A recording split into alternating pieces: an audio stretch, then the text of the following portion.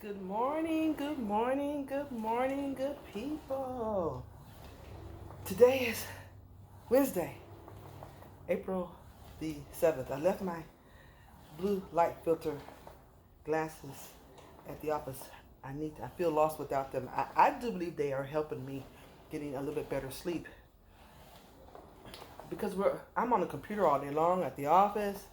And then when I get up in the morning, I'm sharpening my saw, listening to something um, for my education, right? So, and then we're on our phones, watching TV. But anyway, I think it's helping. So, if you have not already done so, it's a good investment to optimize your melatonin production. Okay, I got a late start today, and I was determined to exercise and share with you guys some nuggets this morning because I was not able to exercise on yesterday. Had someone that I was inducing, and she didn't get into the hospital till after 11 p.m. because it's so busy at the hospital. So I got awakened several times yesterday morning, around midnight, then around 2 a.m. about issues with her care. So thankfully she was able to deliver this morning. After midnight she delivered. So about 24 hours after she got there. That baby was huge as well, but I'm grateful the baby was able to deliver successfully vaginally without any complications. So I got home, I took some physiological doses of lithium, forgot what else I took, so I can get some rest. Woke up at 6 a.m. Normally I wake up between 4 a.m. and 5 a.m., but I woke up late because my sleep was truncated. That's an issue. That's something that I battle with. That causes my cortisol level to remain elevated. And that causes me to be at risk with issues with insulin resistance, right? Pre-diabetes, diabetes, which based on my genes, I'm at 44% increased risk for developing diabetes, just based on my genes. So I'm here in Portugal, a place called Lake Avis. I want to go there. It's a beautiful lake. I want to go there one day and do some rowing or just visit. I've been on here for 18 minutes now. 2,900 meters is the distance. 124 calories. It is 8:30. It's getting late because I need to get to the office soon, but I wanted to get in at least 20 minutes of exercise. Then I'll feed my father. Then I'll prepare my bone broth with my tea for the day, and then I'll get to the office. So we're talking about the 5 most influential genes in your genetic book of life that may influence behavior. Just by way of review, the first one was cytochrome 1A2. The next one's ApoE4, and go back to my other videos to listen to that. Just so it can spur your own research, because this is just a nugget. These are just nuggets. Okay. The next one is FUT2, which stands for fucosyltransferase 2. And this one might be a little bit more difficult to understand. And I'm heterozygous for 3 of the SNPs that are studied. There are about 5 or 6 of those SNPs that are studied out there. And when I say study, they might have clinical significance. Relevance. Did I say that word right? Significance.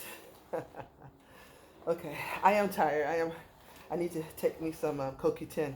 When I finish this, I'm going to take some CoQ10 to rev up my ATP levels. But anyway, so fucosyltransferase 2, FUT2. Now, what does that mean? Well, it's kind of difficult because I'm still wrapping my mind around it. So, in theory, that means we're non-secretors. All right, I'm heterozygous for all 3 of those. So my ABO blood type, which is B, is not expressed on the surface of the cells in my body fluids. Okay, so my blood type is not expressed on the surface of my cells in my body fluid. For example, saliva, sweat, tears, and my GI. I'm a non-secretor. So what does that gene do? It forms oligosaccharides as food for the gut flora, meaning it feeds your gut bacteria. Our little microbiome, they need to be fed too, all right?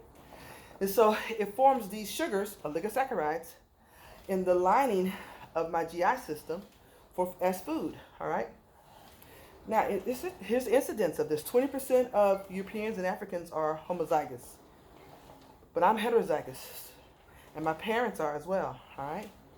It's involved in the formation of an immune complex, and that immune complex is known as H antigen.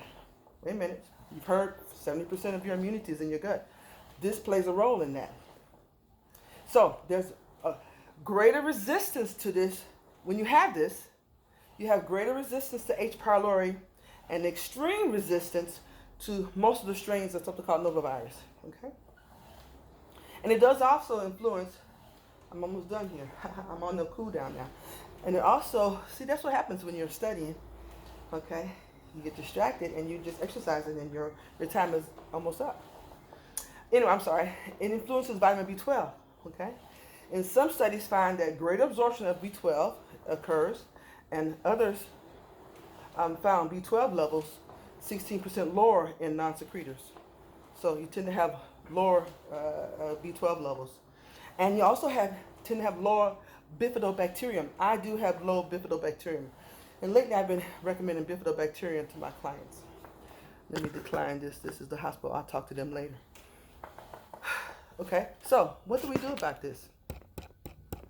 Well, if you have a FUT2 SNP, fucosyltransferase 2 SNP, you have to focus on regular use of probiotic-containing foods. Now, some people don't do well with fermented foods because of the histamine. They might have histamine reaction. So you have to play that by ear based on how you respond. So what are those foods that have probiotics? Fermented foods. Sauerkraut, kimchi, kefir or kefir, non-dairy yogurt.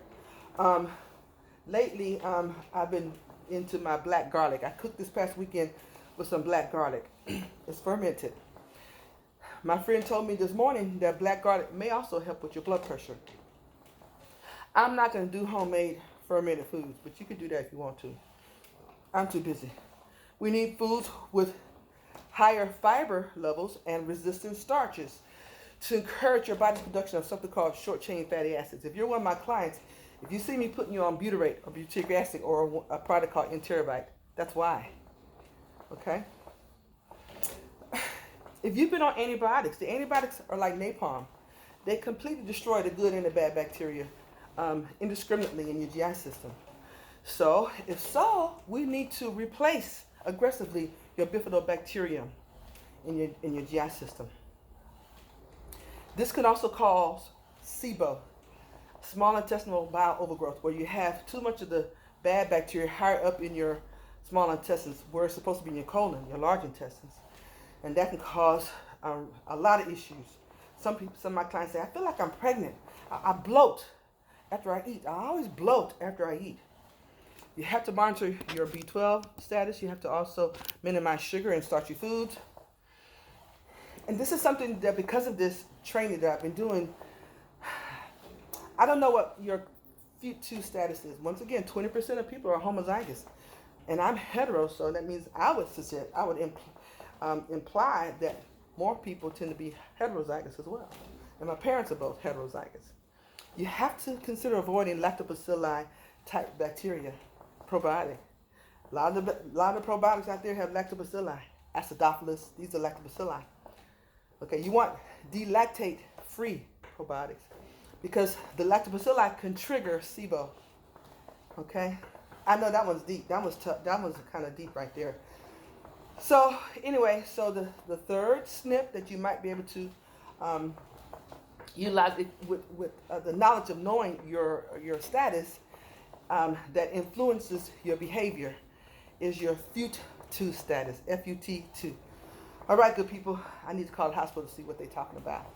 All right, listen, I love you guys, and there's nothing you can do about it. Once again, own your morning, elevate your life to your health. Bye-bye. Love you.